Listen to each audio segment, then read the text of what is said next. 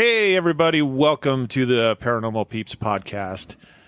We've got a interesting show for you tonight in the terms of ParaUnity. Before we get started with that, my name is Josh, and I got with me Jamie. And we also have the team, or part of the team, actually, from Broken Wings Paranormal. Hello, this is Steve. Hi. I'm Rob. Thanks for having us. Yeah, Welcome. you're welcome. So, kind of tell us a little bit about Broken Wings Paranormal. When did you guys get started? So we're less than a year old. So Newbies. Love it. yeah, I want to say about maybe 7-8 months ago, somewhere in there, maybe even a little longer ago. But it's always been a thing. When I first started it, it was hard to get people to join me because everybody's kind of scared of that, or a little too skeptic, or afraid they might bring something home. And I get it. I don't blame them. Right.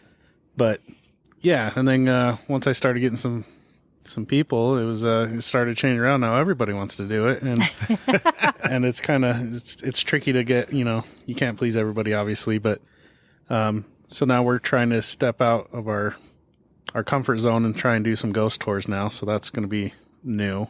Fun. So yeah, Right on. Right on. So, what made you decide to start a paranormal group? all right. So the major thing.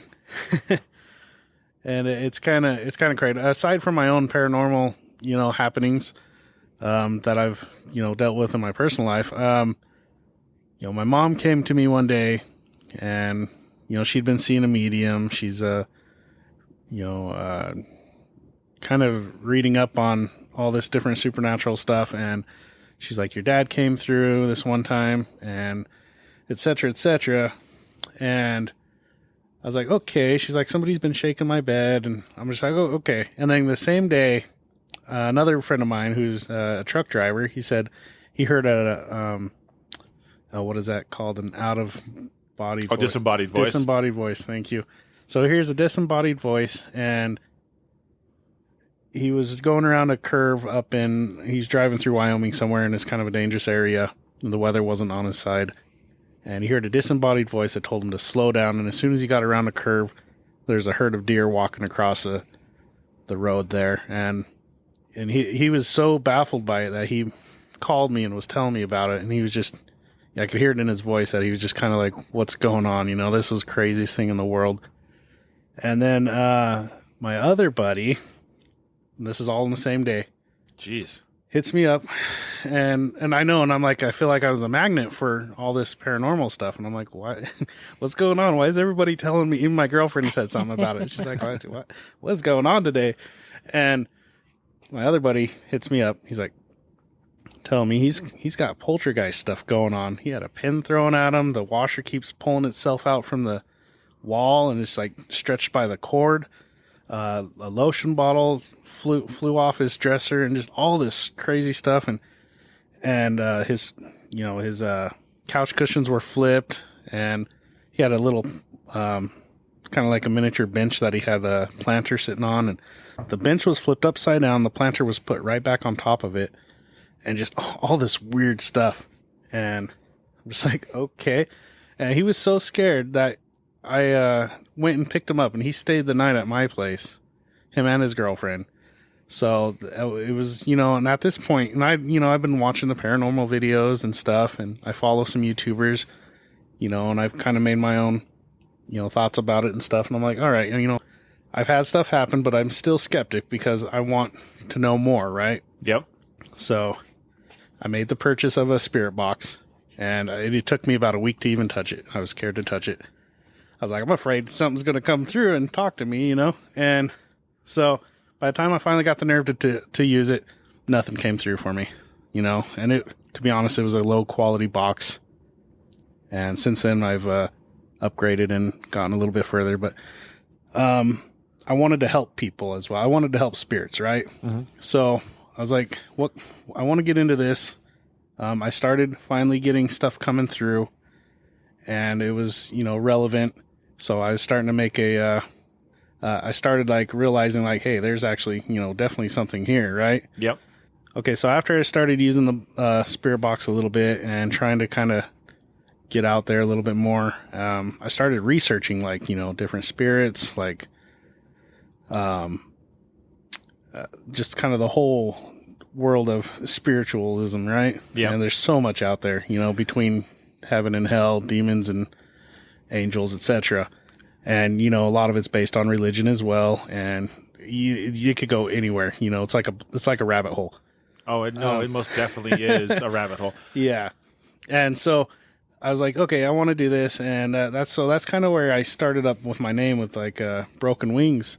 I was thinking of, like a lot of these spirits who haven't crossed over, they're kind of like, I look at them and like, they're like all kind of angels in a way that just haven't gotten their wings and been able to take off yet, or, go to the light, etc. Yeah. So that's kind of where I kind of moved into that spot. So, all right. Yeah. That's kind of like, we all have that moment, right? Where it's like, yeah. there's that one thing that makes you start wanting to do this more. Yeah. And so, having 3 people come to you in the same day, like, right. it's like a sign. It was. And that's kind of how I took it. Yeah, absolutely. Now, Steve, he's been doing it a lot longer than I have.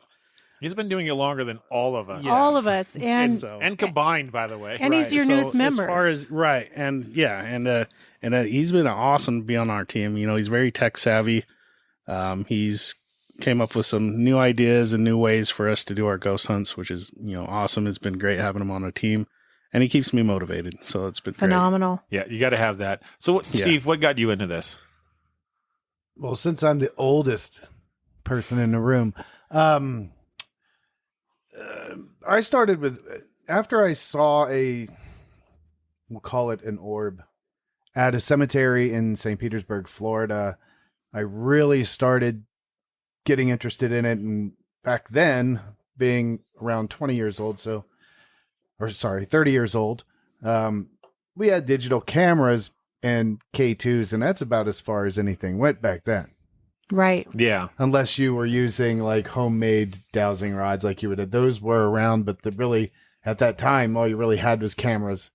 Didn't have a phone, no cell phones. It was just a camera and a K2 mirror and a flashlight. So this is back when like you're at home and you don't even get the push button phone, you got the rotary phone. No, not like that. But it still hung in the kitchen and you still had the buttons and it was heavy. And when you got pissed off, you could rip it off the wall and throw it. But after that, I started doing cemeteries in Florida and got away from it for a while. And then as I got older, got more interested in it. And my first visit to New Orleans and doing a ghost tour is what really got it started, probably mid-30s. And ever since then, it's just been off and on and off and on, visiting places, the oldest town in America, Fort Lauderdale, Florida. Yeah. Visiting there and going through the old jail there and the fort, and visiting older forts in like St. Petersburg. There's Fort DeSoto. We went through that. Did some group investigations at the old jail in Fort Lauderdale. Just had great experiences, and the people in this room, they're also similar for the most part. Oh yeah. Similar interests. Right. When you have an interest like this, the people that are also interested have that same type of attitude. They might not want to put the time in and actually go out and do the work. Right. But they have the interest. Yeah. And after I left Florida, moved to West Virginia, obviously plenty of places in Shepherdstown and Waverly Hills and things like that out there, gave us a lot to do. Yeah. And most of those were large group tours, but never really, our group that we had in Florida was only like 9 people, and we would split the places up. And like the old jail, you'd have no problem 20 people in that place easy and not cover it in a day. But it was an expensive hobby. Being younger, couldn't do it all that much. Now that I'm back in Utah, got lucky. Don't even know how I even find you. I'm not even sure how that happened. But just looking through paranormal groups on Facebook, because this might interest you on Facebook, and just happened to find this group and meant to be. It must be. Yeah. So absolutely. now I'm the equipment tech, and Yeah, and investigators. He's so. built a couple things for us. So like he's added speakers to our K2s, for example. He's done the research and designed a SLS device, which is it's structured light sensor camera. Exactly. So it can pick up like stick figures in a room. It's infrared light. Built out the Kinects. Exactly. The sensor Xbox, for yeah, the Xbox Kinects. The Xbox 360 Kinect is the one I built it off of. I mean, it's mine's probably heavier than the ones that you actually see on TV, but it's not something you're carrying around full time. Yeah, that'd be awful. Yeah, Exactly. Yeah, it's not great. But it's a great device. It's really it's cool. almost a must have in your arsenal. Harder to find now because the Xbox 360 Kinect is kind of hard to find one that actually works. But building is no big deal. It's the same with anything else. I would prefer to build than I know what's in it if I build it. Yeah. I know what it's supposed to do. Yeah. Versus some of these things you see where they got little spinny lights. I'm like, what is it supposed to do though? Look pretty. It's supposed to look pretty. It's supposed to look pretty. No doubt they have their purpose, but I want to understand the purpose, and Right. that's why I dig into those devices. You kind of take that engineering look into it, Right. the scientific methodology of what and why. Yeah, I'm not Yeah. Bill Chappell, but We're Yeah, electronic well, engineers no one- at best. Nobody's Bill Chappell. nobody's Bill Chappell, but I do my best. So, but so you talk about you saw an orb in the cemetery when you're in your 20s. Yeah. So, what made you go, hey, I want to know more versus I want to run the heck out of this cemetery and not come back? Well, most likely because I've been watching horror films since I was 10 years old. So seeing something in real life versus what you would see on TV, at that point, you're like, really, what is that? Yeah. And it's just a light, and you would think, well, maybe it was something at a house. Well, not possible in the middle of a cemetery, but you try to Debunk it. yeah, you try to debunk it. And that's part of the reason why I do this is to debunk things that just obviously can be explained away. Yeah. Right.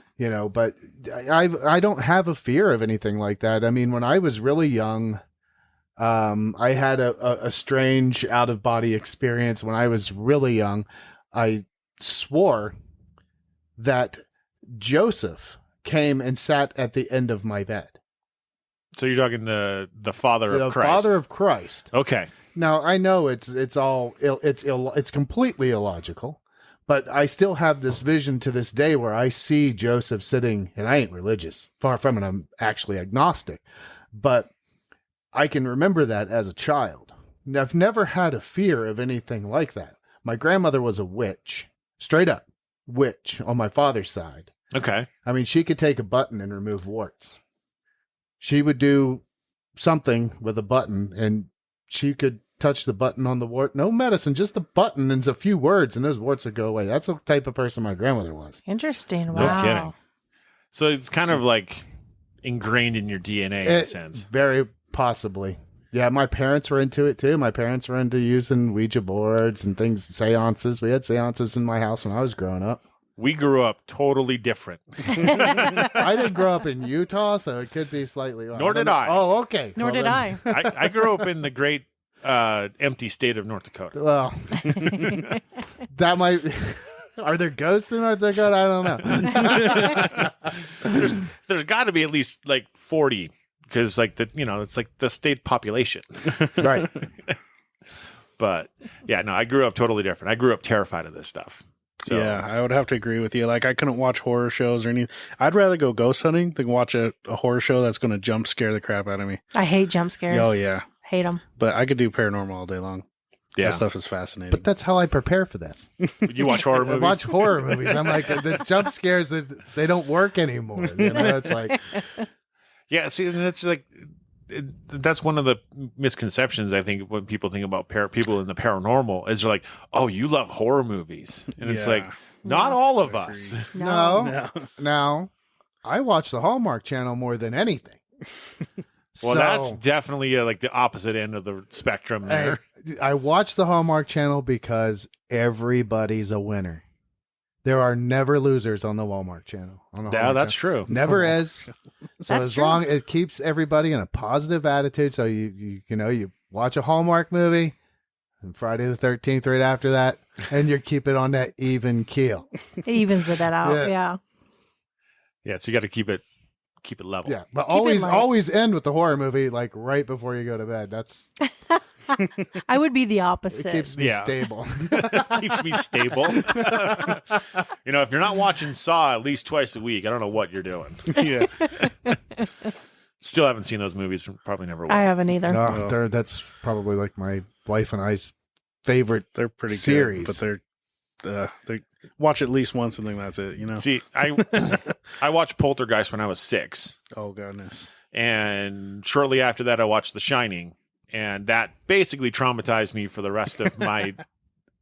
up until I was 40. Let's put it that way. Or near 40. I would agree. I saw Poltergeist at the drive-in. So you were a little bit older than when you saw Poltergeist. Yes, Yeah. a little bit. So you kind of want to watch it now because it's like I can take it into context. I saw my first movie at the drive-in was Jaws. Nice. Interesting. That's cool. I like Jaws.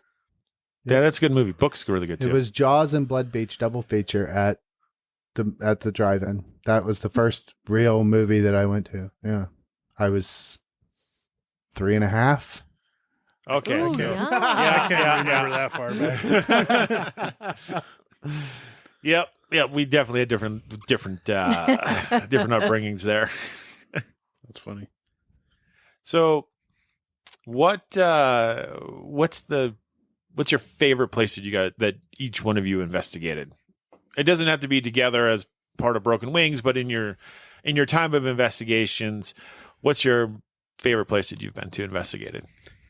You know, this one's a tough one. Because they're all interesting and have their own unique things that come through. Some might have this, that other place might have that. But the place I've got the most activity, I would have to say, is going to be the Benson Grist Mill. And I know tons of people have probably done that place, but especially in Utah, literally that place we've had family come through. We've had animal spirit come through. We've had a lot of the people that these cabins were owned by come through, and we've had friendly and negative. That was the first time we had an experience where our teammate got the 3 slash marks across her leg, and then we had our spirit portal say that we scratched Erica. And I didn't even ask it if they did. You know, I could have swore Erica scratched her leg over in the wool ruins back behind the old mill there. And she's like, no, this just happened recently. And this was either on the 2nd or 3rd floor of the mill. And she had she's wearing capris or whatever. And she had 3 claw marks right across her ankle.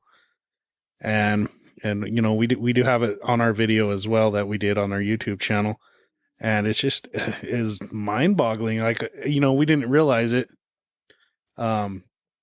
The portal, it came through about 10 minutes later after that incident had happened.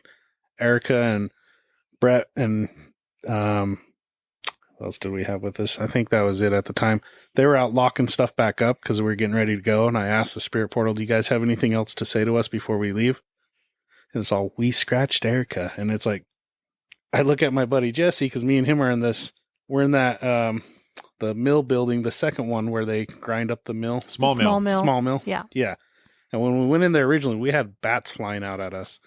And Erica and Brett are like, we don't do bats. So I'm like, okay, me and Jesse will, you know, take out this one thing. And that's when it came through. And I look at my buddy Jesse, and I'm just like, you know, looking at him like, did you hear what that just said? And Jesse's like, I don't even know where Erica is. And then we ride, you know, without skipping a beat, the portal's like, she's outside. Oh, nice. And I'm just That's like, awesome. I was just like, oh my gosh, what's going on? You know? That's cool. And it was crazy. And yeah, so that was probably the biggest like whoa factor I think I've had, because since then none of us have been scratched that I can recall anyway. But It doesn't seem to be something that we've experienced a lot either, people getting scratched. No. Well, Elisa that one time at My old work, corporate. Yeah. yeah, my old that's job. crazy. But And when it comes in threes, they say that's like a mock against the Trinity. Right. Usually meant to be a negative entity or demonic. Right. 3 So- scratches, 3 knocks, those sort of Yeah, things. exactly. Yeah. And I've had 3 knocks happen a lot in my own personal life. And I would even wake up and be like, yeah, like I thought somebody was like a roommate was at my door or whatever. And Nothing. This is like 3 p.m. when I, because I used to sleep during the day and go to work at night. So I'd work throughout the whole night. So yeah, it's just kind of weird. So I've had the knocks. I've had one of my craziest experiences. I've had somebody sit on my bed and you could feel it sink in. And I'm just laying in bed like, okay, maybe my mind's just playing tricks on me. I'm going to put the blanket over my head a little bit and just relax here and try and go back to sleep. Is this before you started investigating? Yes. This is probably when I was like 15 years old. And that's probably the most memorable experience I've ever had. And about a minute later, I feel it get back up off my bed. Because like 30 seconds, 40 seconds went by. I'm like, okay, good. It's probably just in my head, All of a sudden I feel it get up and I'm just like, okay. Almost sounds like a loved one checking on you. And I think that's most of them that come by. Because like when I was having some issues with my blood, I started getting... Sorry, that's me. I started getting wife. like crazy stuff happening to me constantly. Yeah. Almost on a daily basis. The lights in my bathroom would go on and off. Toys would go off in the front room. A coin would drop. A piece of paper would be sitting next to me, would just like flutter. I don't know how to explain it. Like somebody was holding it in there. They like tapped on it and it just kind of, Yeah. Ripples, yeah. Yeah, ripples and just random weird stuff. And I honestly thought I was turning into like a paranoid schizophrenic, and I told my daughter about it. I was like, hey, I woke up to a coin dropping the other day. She's like, okay, well, I don't want to sleep in my room tonight. So she's like, I'm going to sleep upstairs on the couch because, my room's right next to hers. And I'm like, okay, yeah, sure. I get it. Whatever, take the dog with you. Maybe she'll make you feel better. And, I come home from work because I was working graveyards at the time. And, I got home like 5 or 6 in the morning and I'm like, how was your night? Cause she was basically waking up as I was letting the dogs out and everything else. And she's like, good. I heard a coin drop. I'm like, really? She's like, yeah, in the kitchen. I'm like, okay, I'll go and look in the kitchen and I find a 1918 penny on the ground. And my dad used to collect coins. And I think it was my dad just showing her that I'm not losing it in my head. Right. Because I really thought, I was like, I thought I was losing it. And I'm like, okay, thank goodness. That kind of reconfirms that, I'm not losing it perhaps. And that, maybe there's, something going on. And then I finally went to the doctor because, I was trying to put it off. I'm stubborn. I hate the doctors. I just, bad vibes when I go there. Most of us do. And so I get there and, I get some medicine. They figure out what's going on. I come home, nothing anymore, So I'm just like, okay, probably a loved one again checking in on me, trying to get me to do something. So yeah, Get it's your kind of attention. interesting. Yeah. So what about you, Steve? Mine would be a toss-up. It would be between Marie Laveau's House of Voodoo or the old jail in Fort Lauderdale. And only because of the history. I think because you automatically expect for there to be something with history like that. And it wasn't the scariest place. I mean, the scariest place was definitely not the jail. There's really not a whole lot going on at the jail. You hear more, it's more residual. But Marie Laveau's, I don't know, that place has been there forever. Right. Yeah. And it just, you walk in and you feel like you're walking bare feet on nails. That's the kind of shivers you get up your spine when you go in. And when you shut off the lights in that place, there's things all over the walls, obviously. There's things hanging everywhere that can make noise. But those two places were probably the most interesting, but Marie Laveau's would be the most scary. Here in Utah, I would have to say that I had a great time at Fort Douglas. It was That place was really cool. Yes, the place is amazing, and you That's a good place. get great EVPs, and you don't need a lot of camera footage. You don't need a lot of time there, but to leave there, and then one of the EVPs that we received was reinforced after we left the building. Mm-hmm. We had finished and had gotten a name while we were in the library. Or the room right outside of the library, actually. Yeah, I don't know In what the that room trophy is. It's the trophy room. Oh, gotcha. Where they keep the munitions and old munitions and things like that. And that's where we did most of our EVPs. And then when we left, we stopped at the cemetery for a very short amount of time because it was, again, middle of winter and 20 degrees. But the name that we had gotten in that room appeared on German, like a German memorial site. Yeah. Right. And that name appeared. They Wow. had like 20 names on there. Yeah, there was like 20 names, and that name was there. And we had asked an EVP there if they had communicated with us there at Fort Douglas, and they said we did not, or I did not, something to that effect. Did Yeah. not. Right. Was clear as a bell.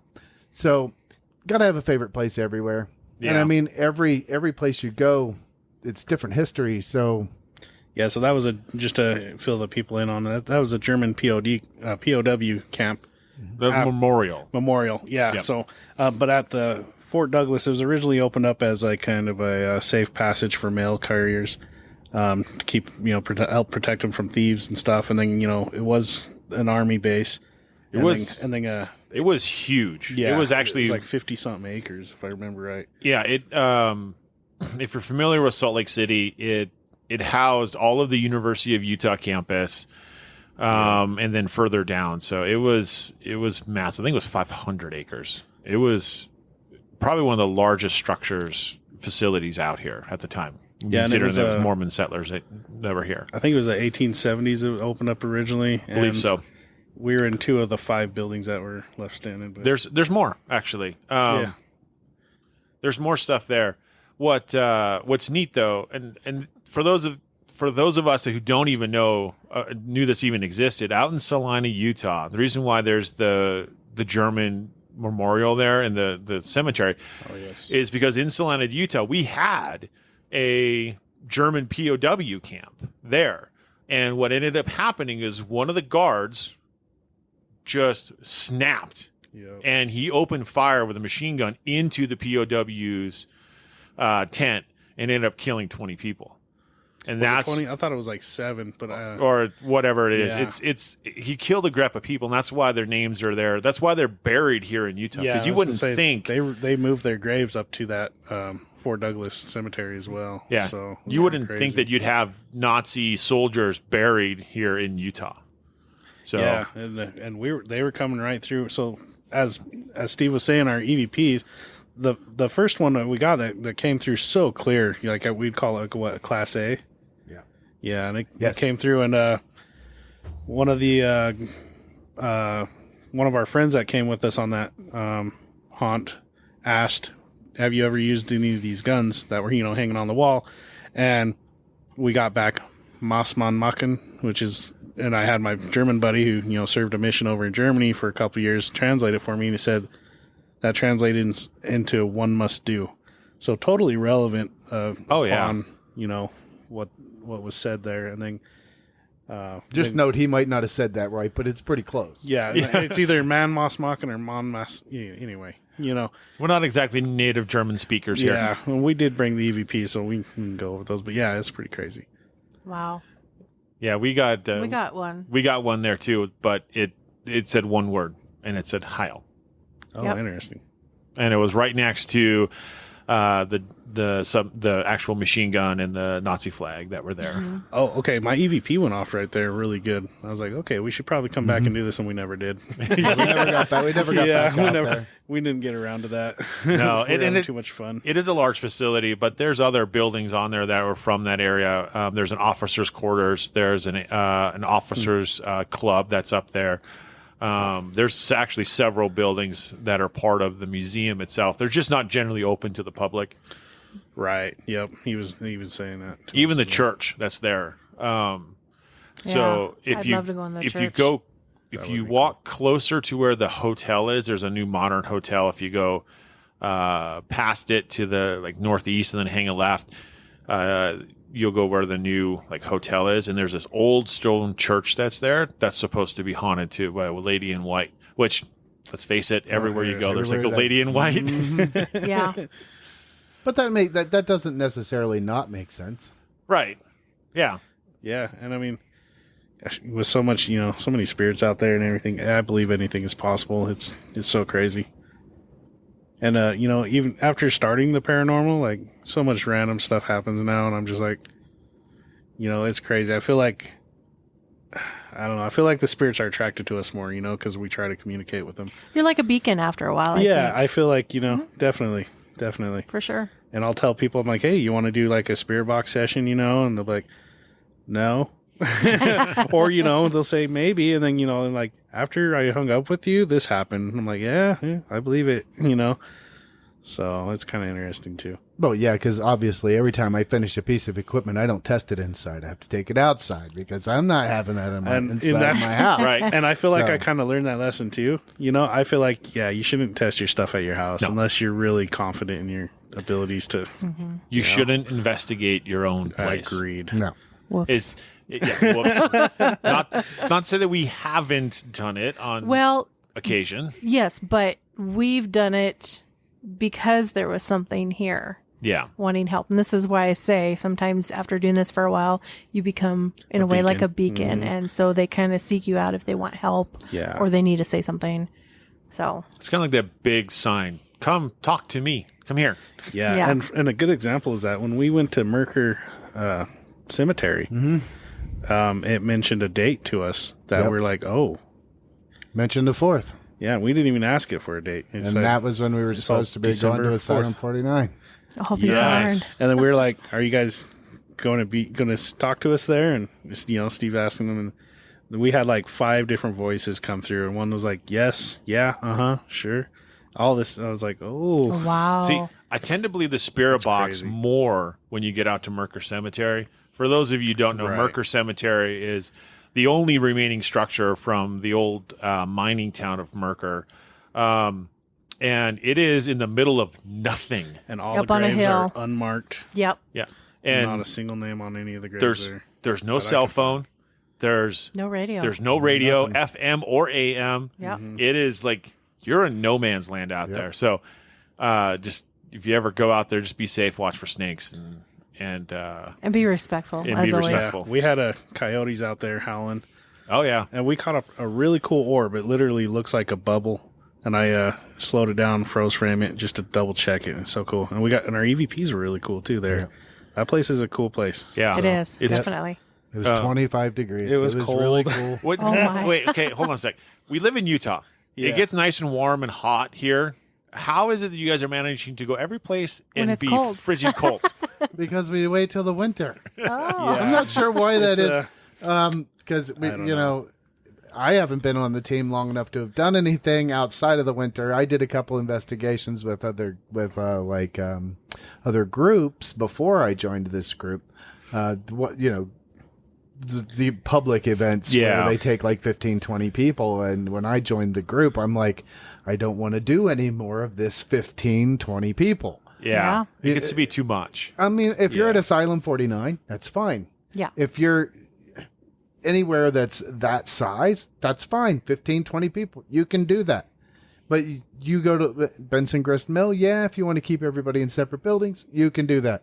But if you're going to go do something small like the Ritz Theater, where 2 rooms. 2 rooms where you can hear right through the wall, Yeah. you can't take 15, 20 people. But that's run by themselves. So they do that. It's not Yeah. necessarily a group, but that's hosted by the same people every time. So it was still a great investigation being at the Ritz Theater, but I like the small feel. I mean, I would love to co-op and do more investigations in larger places. Doesn't even have to be larger places as long as, we're not stepping on you're each not other's stepping on each other's yeah. toes. Yeah. Yeah. Everything goes fine. Well, yeah, because we did a co-op at the Ritz Theater Yeah, with you we guys. did. This was before Steve was on our team, but Yeah. yeah. And that was fun, and it was a neat investigation. But yeah, you could kind of hear through the theater walls, which makes you wonder how in the world they ever watch two movies simultaneously in that building. Yeah, they had to be fighting for volume control as to which one, Yeah. either that or maybe that's where they show the Hallmark movies because there's no action in those. And that's so the first place they I've all ever sound seen a the same. crying room. And, They, A yeah. baby room. yeah. They have the crying room. Yeah, that's not what you think it's for, though. It's to take children when they were crying back in the day. Right, crying room. You know? Yeah. But yeah, guess for you the could people go in who there and don't cry. That room was ridiculous, man. Just trying to get 3 people in there to do an EVP session was just not fun. There's like 8 seats in there. yeah, Like, it's 8 Yeah, at seats. least. yeah. Yeah, it's a great place. It is. I had a lot of fun Yeah, there. we caught EVPs right off the start. I was just doing B-roll with my camera, and stuff was coming through my microphone. Now that is one Unprovoked. place where we had multiple REM pod hits off of the stage. Yeah. Yeah. We had REM pod hits at the Ritz constantly answering us. And as soon as I would get up close to it, gone. So they just didn't like you want to be near They it. didn't want us to be anywhere near the stage. And I put it on as far as I could reach because you're not allowed to walk on the stage. So I put it literally as far forward as you're not supposed to walk on the Whoops. stage. So I put it as far out as I could do it. And so we weren't close enough to where, and there obviously nothing around it. So Yeah. Yeah, that's cool. That place, the first place I had a cat come through my spirit portal meowing. Wow. And the lady there said that they used to have another cat there and that other guests have seen a cat there. And I was like, really? I was like, that's crazy. That's kind of cool. Yeah, that is kind of cool. But In fact, it happened that night that we were doing it. So when we co-opted, but I know you guys were kind of doing your own investigation, but yeah, yeah, a little bit here and Yeah. there. yeah, it was pretty cool. Yeah, just kind of playing around and trying stuff out and playing with that place. But no, I totally get Steve's thought process of, because we used to do Publix and stuff like that, and we did Waverly Hills, which was our first actual real big investigation. But there was 100 people place in is that cool. building, which Yeah. that's a lot of people. And It's a big place, it's a giant but that's building. still too many people. But the problem is a lot of people were, as we call it, paranormal tourists. Mm-hmm. Like I want to go. I'm on an investigation, so one, they don't take it serious. They kind of play around in the halls. Thankfully, they leave early. right. But if you're if you're in a room and then you got other people trying to jump scare each other in the hallway, it really makes it tough to actually do an investigation Yeah. of any kind. And we had 2 slightly inebriated people when we did the Ritz. That's not the greatest. And when we did Benson Grist with the other group, and and nothing against the other group, obviously they hosted it was fantastic. But people, when you get that many people, the tourists, they don't shut up. When people start No. talking, They Yeah. just talk and that's talk and kind of why talk. we keep our And groups short. you don't want to be rude.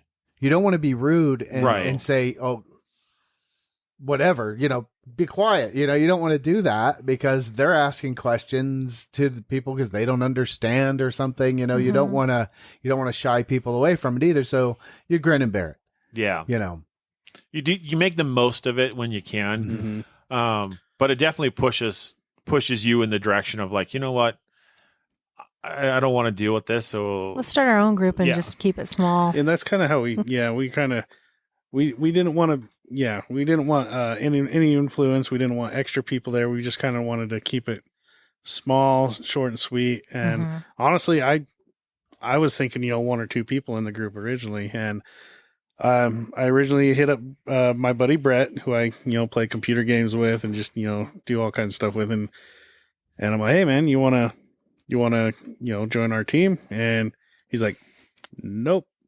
I'm like, oh, okay, yeah. I'm like, no worries, man. And then, I get a call from his wife, like, I don't know, a few hours later. She's like, we're going to be on your team.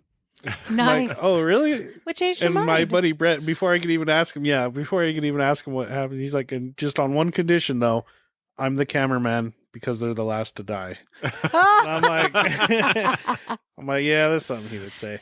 So, and I'm like, okay. So she's like, yeah, as soon as Brett told me that, you invited him, she's like, she got all excited about it. And I was like, yeah, heck yeah, cool. Cause everybody else has just been like, nope, I don't mess with that. So Right. that was cool. And, she loves it as much as I do. And I found out she used to do seances and stuff back in, her day and stuff. So That's pretty cool. And Brett, he could care less, I think, about some of it, to be honest. But he's starting to get a little bit more like, I want to get my own EVP device now, and he wants to get a night vision camera. So, he's kind of got the bug now, too. So it's pretty cool. It's an expensive hobby. It really is. Especially, some of these places charge a lot of money. Oh, they do. Yeah. They do. It's Well, the old insane. jail in Fort Lauderdale, even 20 years ago, was $2,000. Oh, Oh, dang. that's a crap of money. Yeah. And maybe not 20 years ago, probably around 15 years ago, but regardless, it's still a lot. I mean, then you would go to Fort DeSoto for donation, kind of like Petit Need is here. Yeah. And they'd be like, just, throw us a few bucks and we'll just let you in here. And all they had to do was let security know that you were going to be in there for a few hours after dark. Yeah. They would just be like, just hand them money. But a lot of these places, they're not expensive until they're on TV. Yeah. And just because they're on TV doesn't make them any more active. No. That would be fantastic if that was the case. Then I would just, okay, season 1, episode 1, you went here, and I would just follow right behind him. That's just the way it would, just if that's how it works, then that's great. But that's not how it works. Yeah. No. The most expensive place I've ever found is $1,000 an hour. Oh, Titanic Museum in Branson, Missouri. Yep. Oh. That would. Yeah. And I wanted to die when I heard that.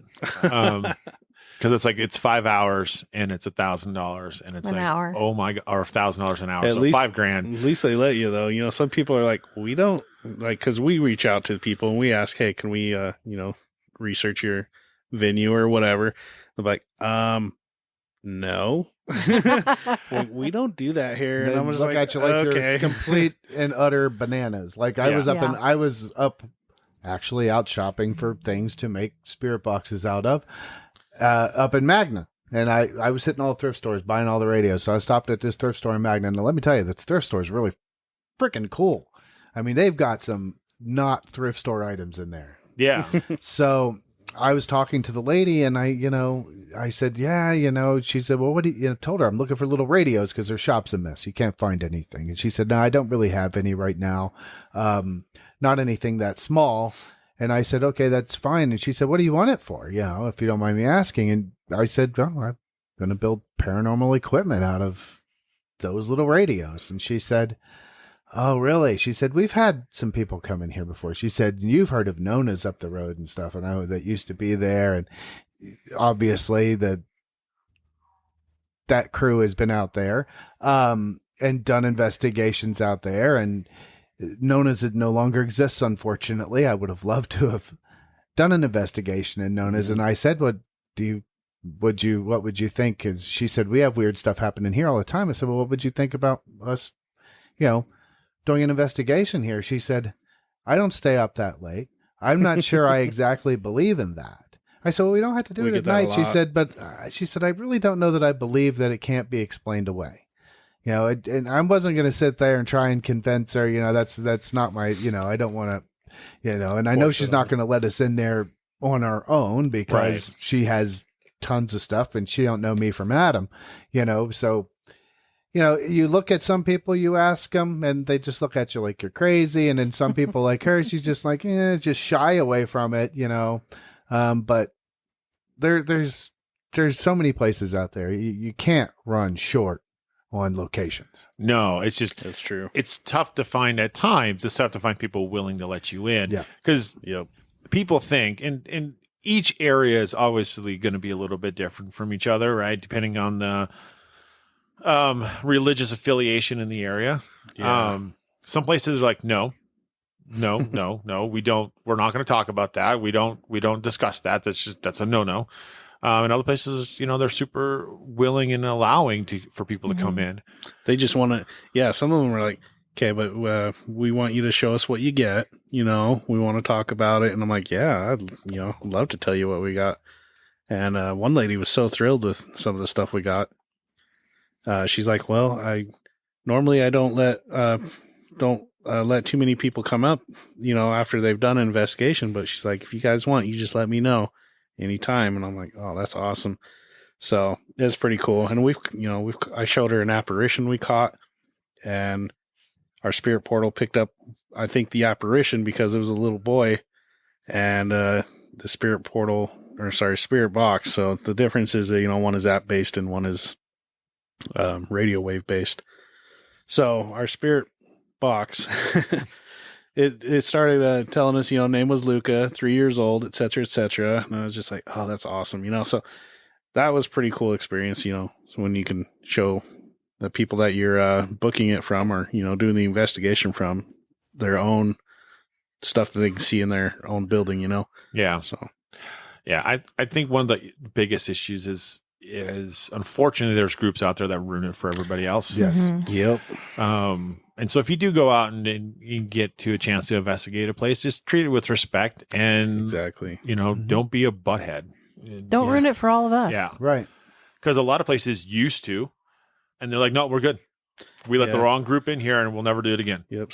Stuff goes missing, or stuff gets touched and misplaced. And, especially some places like the museums, for example, they ask you not to touch anything, stuff like that. So, Well, Fort Douglas, they made it quite clear. Yeah. You went in there, they told you exactly what was off limits. Yeah. If you can't do that, you are literally ruining it for everybody else. Yeah. That's exactly what's going to happen every time, hands down. Yeah. It's either that or they're gonna jump up the price to, if the owner's the one who wants to do it, they'll be like, well, we'll just charge more, and then we won't get jerks in here. Don't get the riffraff. Well, you hope. We won't get the riffraff. Right. You hope, right? Maybe a lesser chance, maybe not. Yeah. Yeah. Some places, like, people will do rituals. Oh yeah. And that, or a lot of provoking. Provoking's Yeah. frowned upon in some places, and we do Absolutely. not do provoking. I don't recommend it. And that's the other thing is, I wouldn't recommend it either. Well, the problem is glorious TV shows. They show them doing it on TV, and it becomes the way, right? It's like, well, if the bear's not going to talk to me, I'm just going to poke it until it yells at me. Yes. Yeah. The problem is one, you don't know what you're leaving for other people, but two, you create this open invitation, Mm-hmm. and you don't know when the spirit's going to fulfill it. Right. Yeah. And so they could do it right now. They could Months, do it later. years. Yeah. They'll hit you. Yeah. Oh, they'll pay somebody else back for your shenanigans. Yeah. I mean, most of the shows have gotten away from that. In fact, I think even the one show that it was most common on is not as common as it used to be. I've stopped watching that show. Well, so but, I still watch it for ideas. I mean, new equipment ideas and stuff. That's the biggest thing for me to watch. It's laughable at this point, but sometimes locations too. Sometimes it's like, Yeah. hey, where can I go? Because like if you let them in, like you might be open to letting Maybe. other people Yeah. in. Then it's just a matter of how many Benjamins they want when you Well, show good- up.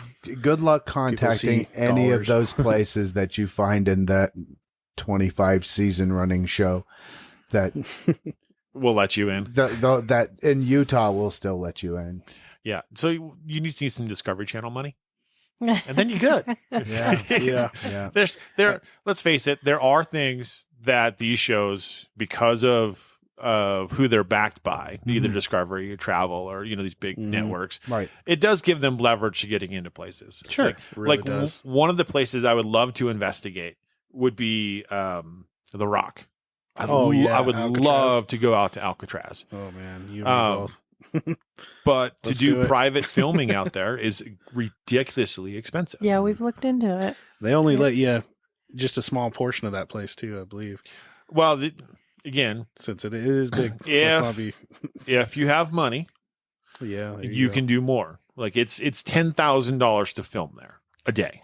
Well, obviously Can you stay the night though? you can stay the night. Okay, well for 10 grand, 10 grand though. if you take just enough people that it's only about A 10 grand grand. apiece, yeah. Take We can do take that. 20. Take 20. $500 a piece. $500 a pop. I would pay $500 to stay the night on Alcatraz. Oh yeah. No, absolutely. Yeah.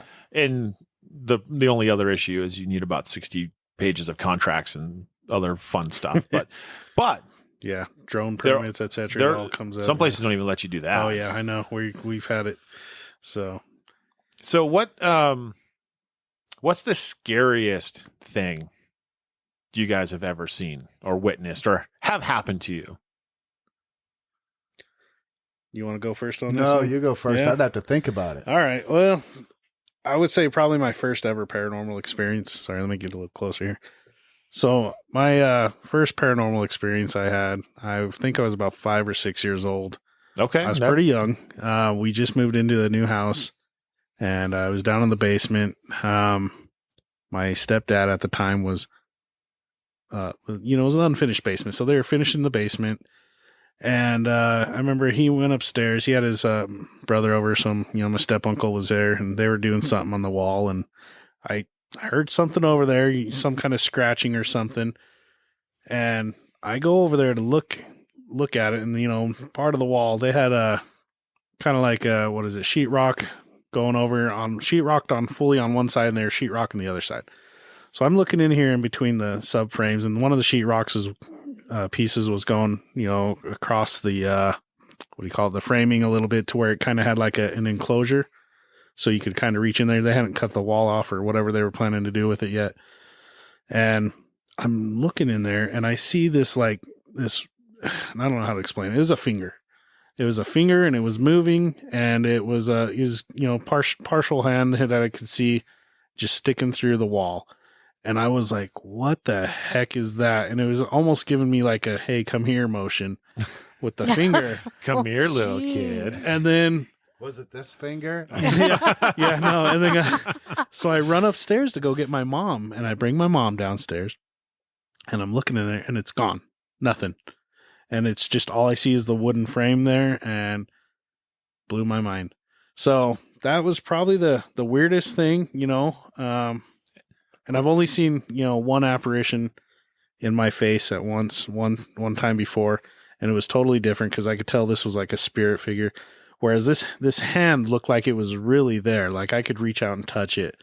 Like it was, I couldn't see through it or anything. It wasn't opaque. Yeah, it was solid. Yeah. And it looked kind of like a green, moldy, like a witch's hand or something that you would see, from, I don't know, like the old Wizard of Oz. Yeah.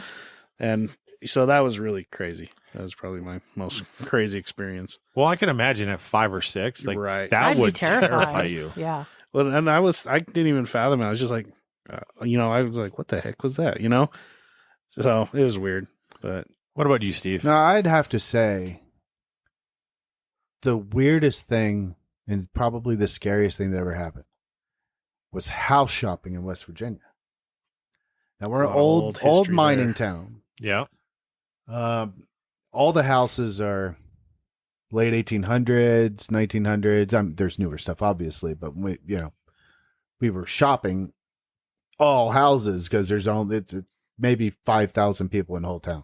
So, and that includes college. One of the houses that we went into, I think it was built around 1876, and in the basement. And the guy told us not to go down there, and we probably should have. In fact, my wife didn't go down. I was the only one that went down in the basement, and it had one of those wells.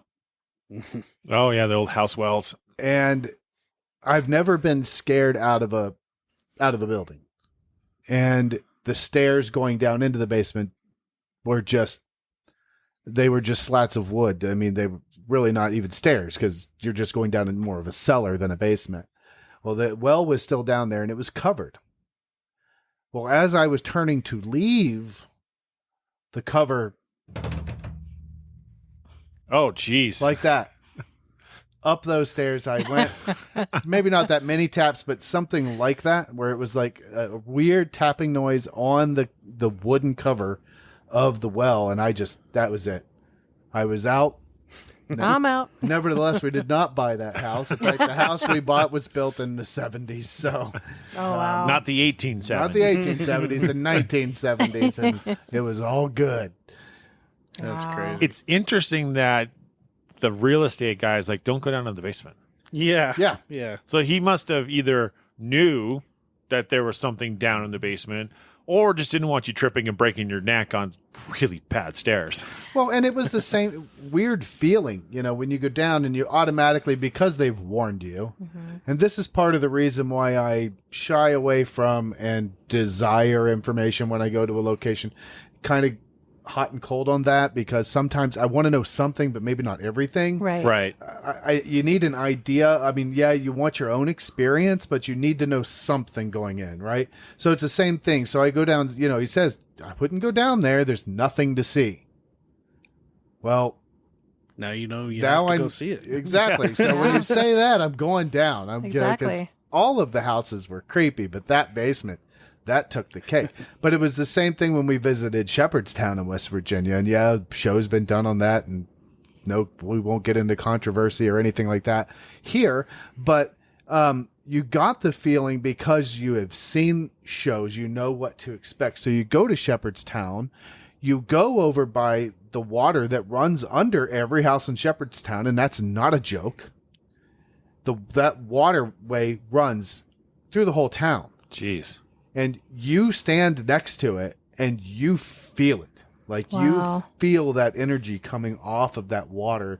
And that I truly believe that water carries something. It's like a conductor, isn't it? Oh, absolutely. Yeah. And I mean, it's the same thing when you go to Gettysburg and you don't even have to go there at night. You just go there in the daytime and you get out of your vehicle and you stand next to anything in Gettysburg. You feel the energy. You don't even have to be as sensitive to feel it. You just know it's there. Wow. Yeah, there are those places, right, that just have that energy associated to it. And like Gettysburg, right? That's great trauma. That's great sadness. There's so much emotion tied to that. Yeah. Right. We had a similar thing at Waverly too. And we went into Waverly. You felt the building and it felt like heavy and oppressive. And it was just this overwhelming sadness that would like seep into you. Lots of worry, I'm sure. Well, you hear the word sanatorium. Yeah. Right. And you automatically know whether it was tuberculosis that killed people or whether it was mistreatment or whatever the case may be. Yeah. But you already know that going in. So you expect to feel something, but you don't know what you're going to feel until you actually feel it. Everybody's like, oh, yeah, well, you already know. Well, no, you don't until you actually feel it. Experience it. Yeah. Yeah, and each time, and that's the cool thing about going to places and investigating, right? Is like you go there one time and it feels a certain way, but you go back and it's like, this doesn't feel like it did the last time we were here. Right. I agree. I guess I don't really need to explain it, but yeah, some of these places you go to a second time, it's just totally different vibes, different spirits coming through, etc. Yep. So it's kind of crazy. Which is one of the reasons why you want to go back and do it again. Yeah. Right. Well, we're doing Petite Neat. I mean, I haven't done it, but and it'll we be didn't their even get a second finish. time. We That's didn't a even fun get to place. finish all the places in there, because Yeah. There's just not time. There's- So, but exactly. we're going to split into two. We are inviting a few extra people. We still have a few spots left for people that might want to come. It'll be a nice experience because, for one, we have 5 times more equipment than we had before. We have Always helps. a lot more cameras. Well, I don't know how much equipment they had before, but we have a ton of more equipment. Too much equipment. Now heavy. you almost need a van just to bring the equipment, but that's okay. But it'll be nice to go in there and set the new equipment up, do 2 teams where you can split, because it is large enough to split 2 groups apart. Oh, yeah. And then you can switch sides, kind of like we did with Fort Douglas. We were in one building for half the time and then the other building the other half of the time. And you just work it out. And you will get, number one, if you bring a different person, you're going to get different energy. Oh, yeah. Yep. So, having other equipment with the music box and all that stuff that we're going to be able to set up, plus all the constant cameras, we'll find more stuff, because he keeps saying, oh, well, I just keep buying all these night vision cameras. And he's like, well, you keep buying all these cameras. We got so much more video to watch. Can you say that for me? Yeah, So it's a lot of It's a editing, lot. especially when you're the editor. yeah. So When he's the editor, I'm the tech guy. He's the editor. I think I spent 8 hours once just editing stuff, and I'm like, oh my gosh, I need a break.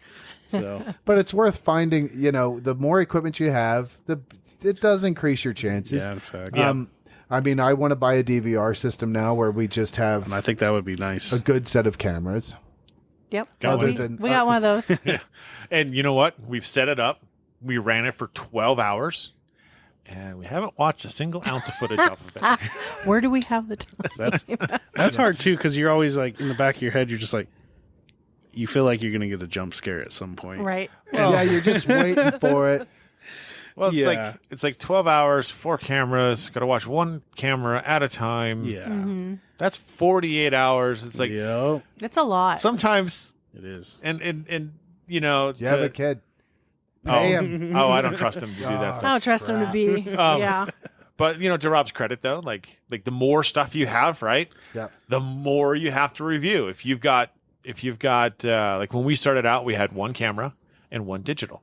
Yeah. And then you get 4 hours here and 4 hours there. It's like, it's not so bad. Not a big But then deal. it's like, I got 5 cameras and 4 digitals. And it's like 4 hours ends up being 40 hours. Yeah. Yeah. And what's cool is so Steve will break down what he got on his static cameras, which is nice because, you know, he'll pull those and he'll send those over to me, and I'm like, all right, I can fit these in where I can, you know. And and I feel like some of our videos, I feel like we have so much stuff that it's just kind of hard for people to digest. But we have such good stuff too that I just don't want to throw it away either, you know. Right. Yeah. And And that's the it's kinda thing. Interesting. And that's the thing. I guess that's one of the beautiful thing about doing YouTube and being, you know, a YouTuber in this aspect, right? Right. Is we have control over what we put out into the world. Right. Absolutely. Also, with that being said, like we have to do the work and put it out into the world. Right. Right. Like we've got apparitions we've caught on our YouTube, and you know, it's just so crazy. And like you can't, I mean, I guess you could make it up, but like we definitely didn't make it up, you know. In fact, we have one of our videos where we didn't get anything, so we still posted it though, because we want to, you know, show everybody that, hey, not every time you go out you're going to get something. Exactly. And so we're trying to keep it, you know, true to the actual paranormal vibes. We're not trying to, you know, set up a hidden fishing line somewhere or, you know, Yeah. whatever, make stuff move. And, you know, because there's so much there already. Like, we don't need to do that, you know? And, Well, you have a different audience too. YouTube Very audience true. and television audience are two totally different things. People don't watch some shows because they're good.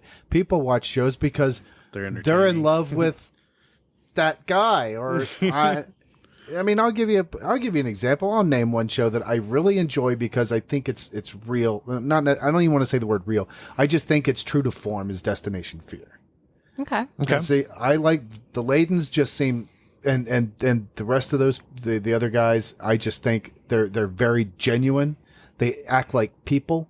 They don't go in and they go in over enthusiastic. They're not. No, they're not. Well, Maybe to to a point. I To a mean, point. I mean, mostly Chelsea. now I But- haven't seen it, so I can't. But vouch for it is a great show. I mean, I give them props for what they do because I think that I don't want to be the guy that goes out 13 nights in a row and stays in a different place.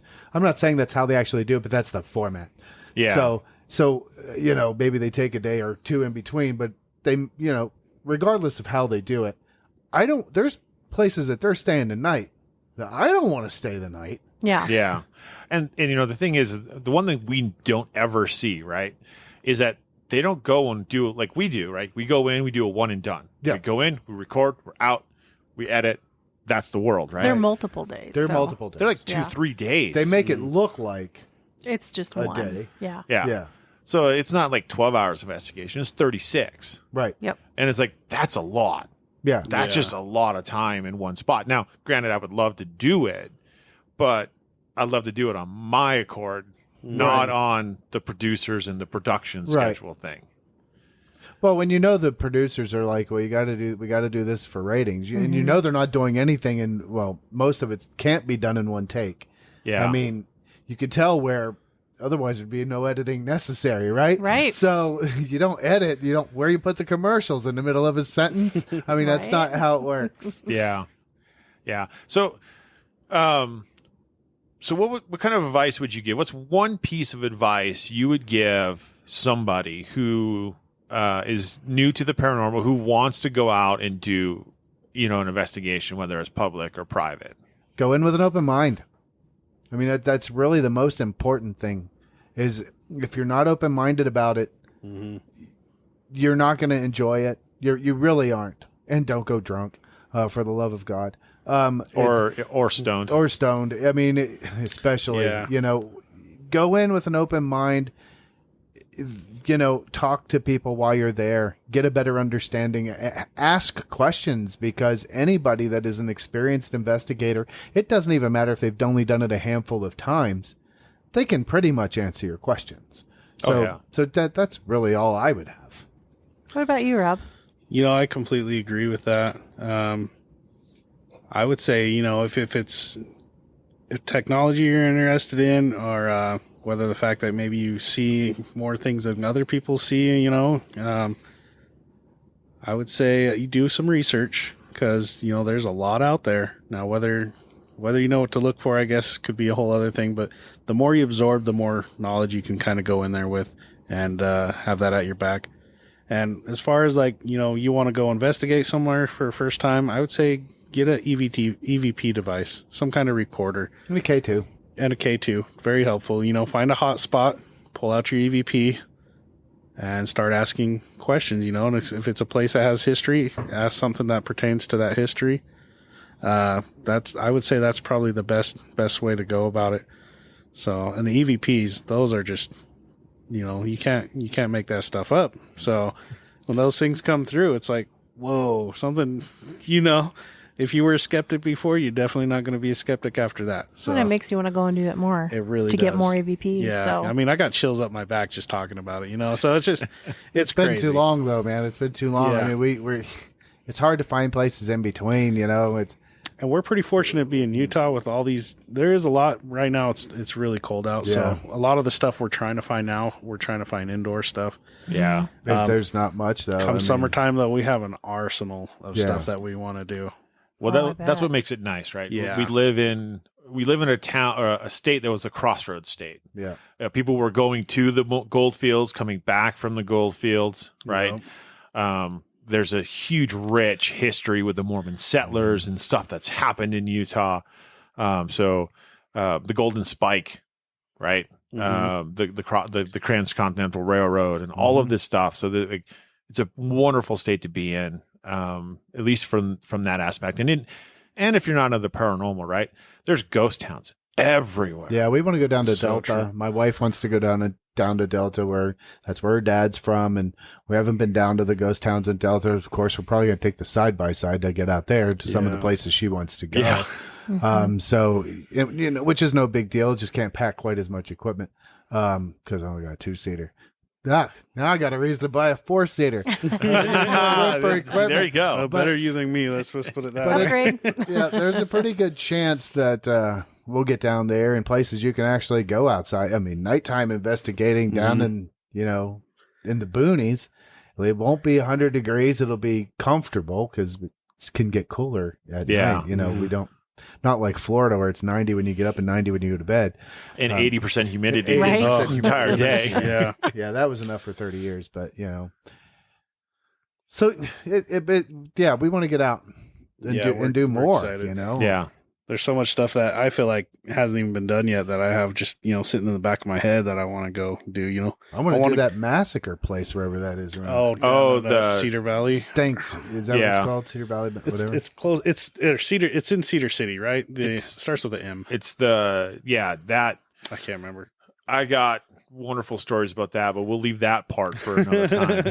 Well, I have a question though before we go. Yes, absolutely. So everybody talks about paranormal bucket list. So I want to know, what is a location that's on your bucket list that's 1, in the state of Utah, and then 2, just in the U.S., and then 3, outside of this country? Ooh, 3-parter. It's a 3-parter. I want to do the Ram's Head Inn over in Europe. And it's I think it's from the 1200s or the 1400s, somewhere So in it's there. fairly new. Yeah. In fact, the road next to it has been built over so many times. It's 10 feet taller than the front door is. Nice. So they had to build stairs down to it. And that place is old when it was built with mud and straw in between the frames. Nice. And sticks and stuff. And anyway, that place, they found 2 children bodies in it, and they found a mummified cat, and I watched a group do it, and I fell in love with that place. It's just so old, and the history there is so cool, and the way the house was built. nothing is level. They didn't have levels back then, right? So, the walls are slightly, arched over, and it's just really cool. And so that'd probably be my out of the U.S. place. What about in the U.S.? Oh my goodness. Where do I start? Yeah, you only get one. I know. There's this one place, I think it's down in Texas, called the Bel Air House. And now I don't know a whole lot of history about it, but I think it was related to the miners of that era. And the house next to it, I believe somebody died in that house as well. I could be wrong, so don't quote me on that. However, the house next to it is abandoned, but they do, they have a lot of stuff moving in that house, a lot of positive, well, some positive and a lot of negative, but they have a lot of movement in that house, which is kind of interesting. So, and that's something I don't normally see, I would say, on an investigation, is something moving. So that would be really cool. I only had one thing move, and that was at Benson Grist Mill, and it could possibly be jocked up to vibration from my spirit portal. So that's hard to say, but I had an orgone move. So I think I would probably go with the Bel Air House, just because, from what it's known for. As far as Utah, one you haven't done yet. One I haven't done yet. It could be one that you got scheduled. It doesn't matter, but it's just one that you haven't done yet. That you want to do. I would like to find the old cabin to, was it Billy the Kid? Or no?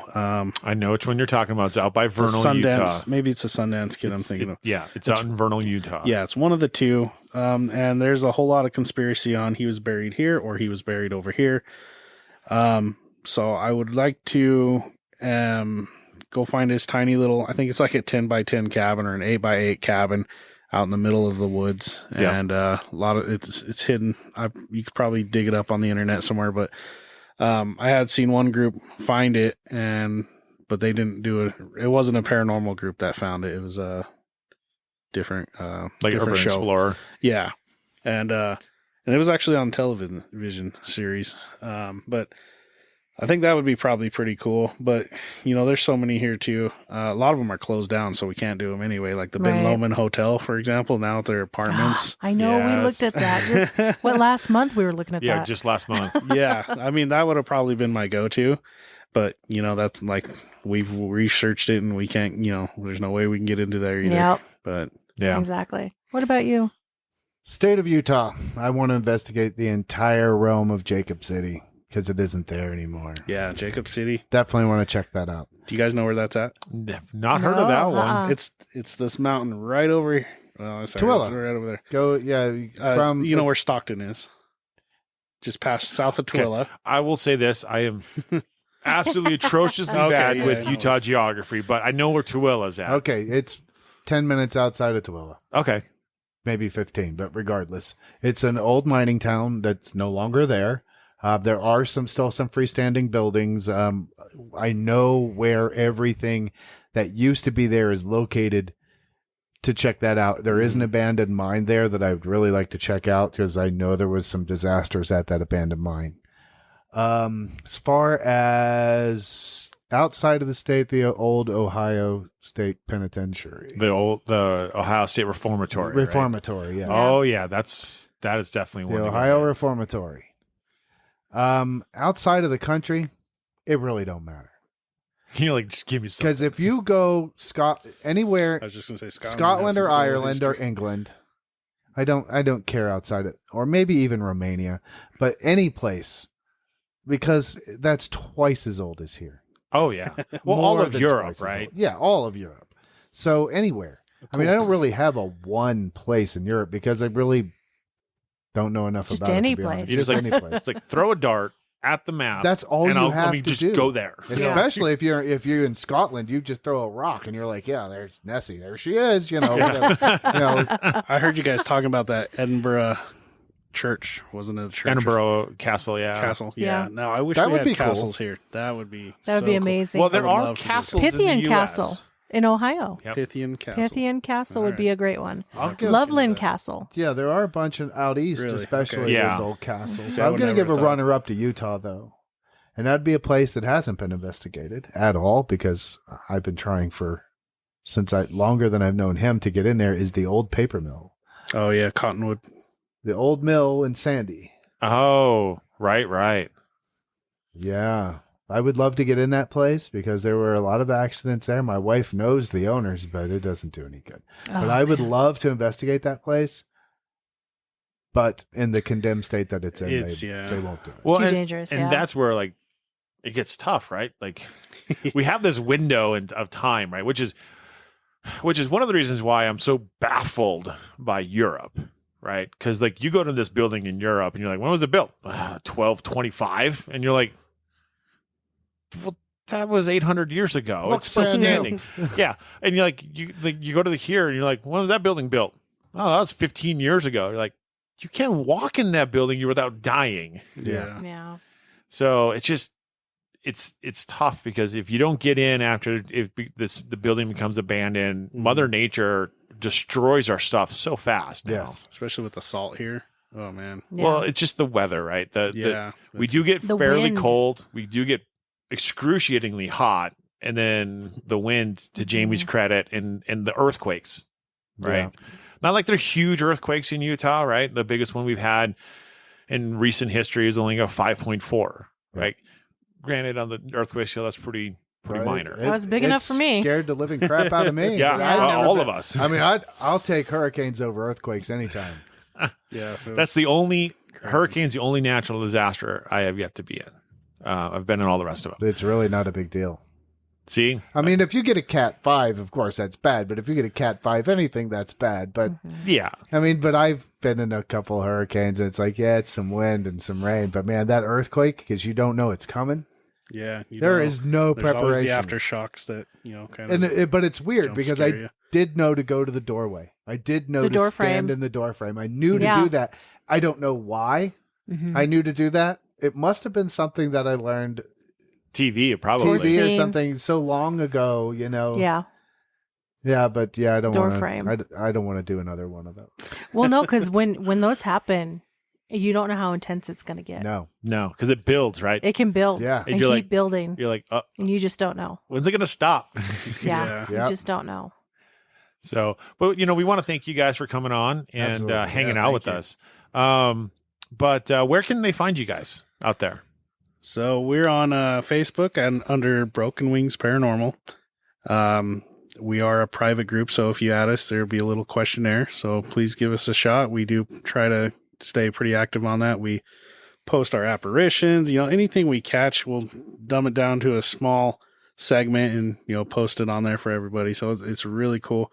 We're also on Instagram under Broken Wings _, or I'm sorry, Broken _ Wings _ Paranormal, because it was already taken.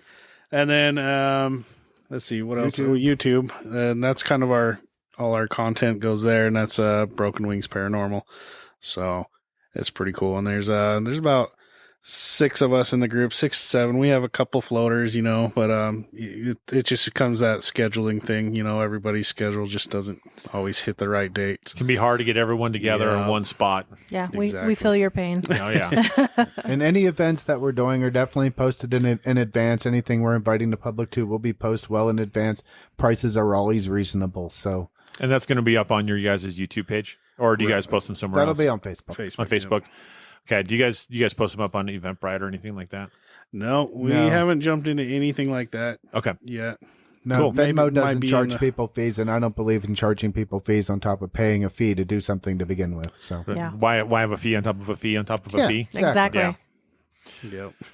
Yeah, check them out, guys. Yeah, absolutely. Yeah. Check them out. Thank you guys. And then come check us out on Facebook at Cold Spot Paranormal Research, and on Instagram at Cold Spot _paranormal _research, and on Twitter at CPR Paranormal. Yeah. And like always, stay ghosty, my peeps.